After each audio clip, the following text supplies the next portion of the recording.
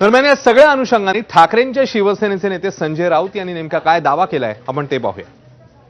राज्याचे मुख्य निवडणूक अधिकारी चोखलिंगम यांच्याकडे एक सर्वपक्षीय शिष्टमंडळ जाईल। त्याच्यामध्ये माननीय शरद पवार, माननीय उद्धव ठाकरे, प्रदेश काँग्रेसचे अध्यक्ष माननीय हर्षवर्धन सपकाळ, त्यानंतर मनसेचे प्रमुख राज ठाकरे सुद्धा या शिष्टमंडळामध्ये सहभागी आहेत। निवडणूक आयोग हे संविधानिक पद आहे आणि राज्याच्या निवडणूक आयोगाचा विषय आहे आणि प्रत्येकाच्या काही समस्या आहेत, भाजपच्याही आहेत। त्याच्यामुळे आम्ही देवेंद्र फडणवीस हे एका पक्षाचे नेते आहेत, मुख्यमंत्री नाही, तर तुम्ही सुद्धा फडणवीस साहेब या। त्यानंतर इतर जे दोन त्यांच्या युतीतले पक्ष आहेत, अजित पवारांचा आणि मिंढ्यांचा, त्यांनाही आम्ही पत्र पाठवलं आहे।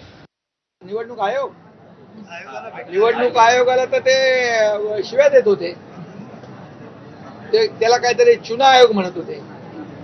त्यामुळे त्यांच्यावर आता त्यांच्याकडे जाणार आहेत, चांगली गोष्ट आहे, म्हणजे सुधारणा झालेली आहे।